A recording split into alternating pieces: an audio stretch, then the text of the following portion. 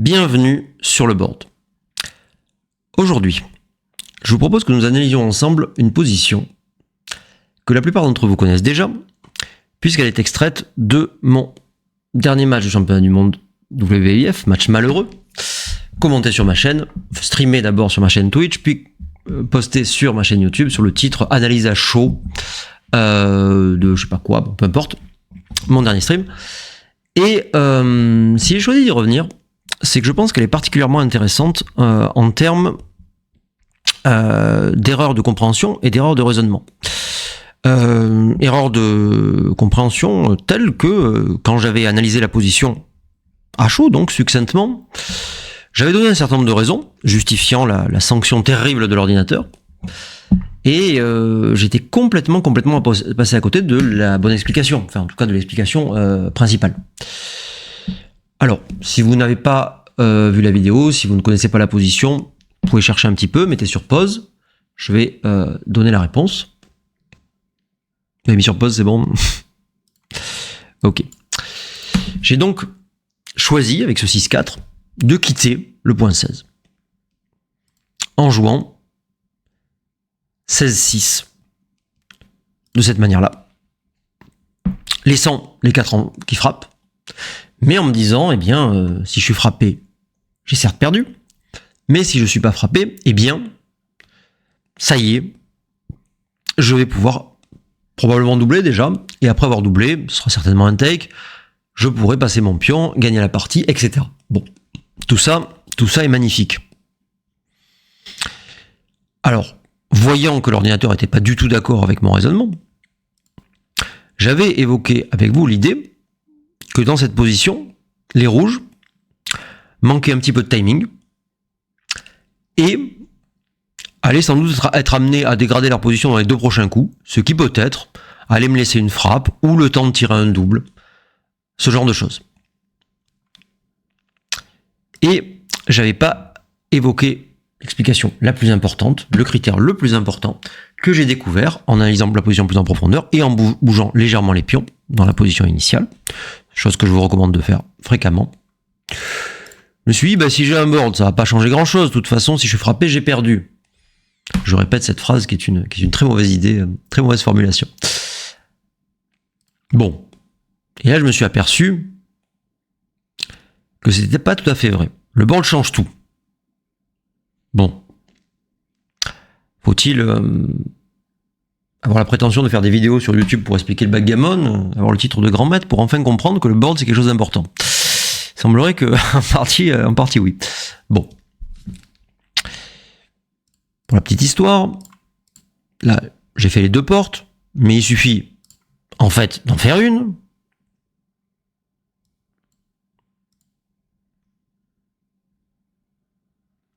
Pour que ça soit, déjà, pas une grosse erreur.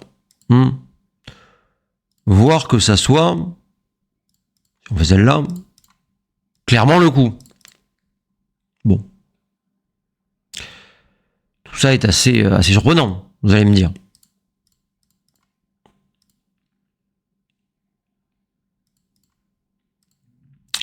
Clairement le coup sur l'autre porte également. Bon. Alors,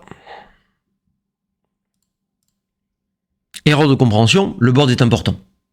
Mais erreur de raisonnement. Parce que je vous ai donné mon raisonnement binaire, je l'ai volontairement accentué, je l'ai disons explicité dans un sens peut-être un peu caricatural, mais si je suis pas frappé, j'ai fait quelque chose de bien, mais si je suis frappé, j'ai perdu. C'est faux. C'est superficiel. Si je suis frappé, même dans cette position, avec mes 3 pions en prise, je vais faire analyser le vidéo, mais évidemment, c'est pas pour savoir si j'ai un vidéo, je n'ai pas de vidéo, c'est pour savoir quelle est mon espérance de gain. Et là, je découvre que j'ai 20% de chance de gain. C'est beaucoup pour dire j'ai perdu. Hein. Et si on rajoute une petite porte, ou 2 portes, c'est sympa 2 portes, j'ai quasiment 31%. Là, on n'est plus dans du j'ai perdu. Hein. On est dans du... Bon, si, en trichant un peu, il pouvait doubler avant que je joue, j'aurais un take. Hein. Bon. Alors évidemment, je lui ai fait jouer quelque chose comme 3 et 1 ou double 1 qui frappe. On peut jouer un peu mieux. Alors 4 et 1, c'est très fort parce que ça menace le point de fermer le point. 2 ou le point 8. Donc ça sera beaucoup mieux. Mais les écarts vont persister. 17, on va passer à 26. Ou avec une seule porte, mettons... comment était-je? Mettons celle-là.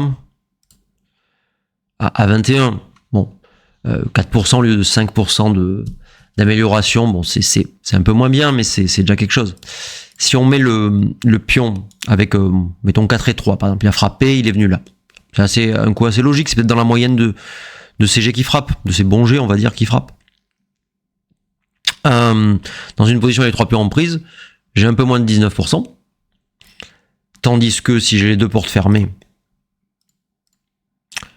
j'ai quasiment 18%, donc plus de 9% de plus.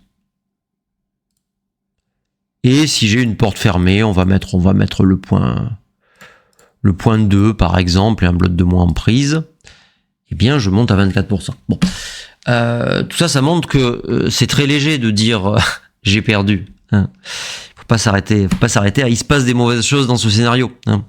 Il se passe des mauvaises choses que l'on peut quantifier et qui sont pas aussi mauvaises selon qu'on a fait le board ou pas. Et ceci explique mon erreur dans cette position, pardon. Voilà. Pardon, sur 6-4, donc, de partir. Alors, l'histoire de timing que j'ai évoquée joue un tout petit peu. D'autres facteurs comme la souplesse de ces pions joue un petit peu. Hein. Ça serait pas la même chose si on laissait une position très malhabile, très peu flexible, je veux dire. Après ce coup-là, on a une position très flexible, très agréable à jouer. Hein. En gros, si on n'est pas frappé, on est content. Le nombre de frappes est évidemment un critère très important. Hein.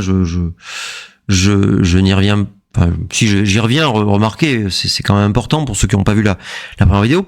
Là, il frappe avec les 4 avec 3 et As, soit 13 G. Alors que là-haut, il frappe avec les 4, 3 As, double As.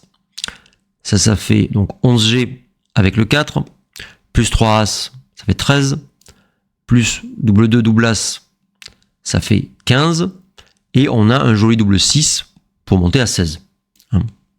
J'ai oublié quelque chose? Oui, j'ai oublié le double 3. 1, 2, 3, 4.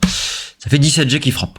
Entre 17 et 12, il y a quand même, et 13, pardon, il y a quand même un gros écart. 4 G, soit plus de 10% de frappe de plus. 10% de G qui frappe en plus. Voilà. Donc c'est vrai, évidemment, un critère important, et il faut pas dire que c'était n'importe quoi d'en parler. Par contre, le critère du board est, comme on le constate très facilement en bougeant un peu la position, plus important. Voilà. Donc voilà, on n'insistera jamais assez sur l'importance de... C'est peut-être mon conseil principal finalement, plus encore que la position, que la force du board, que ces choses-là. Quand vous avez fait une erreur dans un match, analysez-la en profondeur. Pas juste en disant je crois que ça doit être pour telle raison, la prochaine fois je le ferai plus. Mais bougez un peu la position, essayez de voir pourquoi réellement, à quel moment ça se rapproche de votre coup, à quel moment ça s'en éloigne, c'est des bonnes choses à faire. Voilà. Et le backgammon n'est pas un jeu si simple. Hein. Il faut avoir l'attention aux détails. En fait, des petites modifications, ça change beaucoup de choses. Croire que ça fait une bascule énorme dans un sens ou dans l'autre, c'est juste la vérité. Hein. Bon. C'est juste la vérité. Bon. Voilà. Alors, après, peut-être qu'il ne faut pas exagérer cette finesse.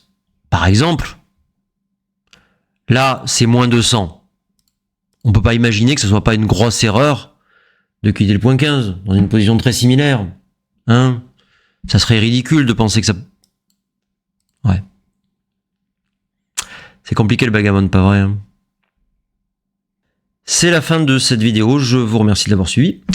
J'espère que ça vous aura intéressé, que ça vous aura appris des trucs, comme j'en ai appris moi-même en analysant la position. Voilà, bon, vous avez compris mon message principal, à analyser vos matchs, c'est vraiment important, et pas juste en 2 secondes en disant ouais, la prochaine fois je ferai pas pareil. Voilà. La semaine prochaine, je vous ferai pas de stream ni de vidéo sur YouTube puisque je serai à Copenhague. La semaine d'après, je rentrerai en milieu de semaine et j'espère être en mesure de vous analyser quelques matchs et qui sait la finale au cours de laquelle j'aurai remporté le Nordique, n'est-ce pas? Voilà, j'espère que ça vous aura plu. Abonnez-vous, suivez-moi, partagez, likez, enfin tous ces trucs. Et pour ma part, je vous dis à bientôt et surtout, ne faites pas trop de blunders.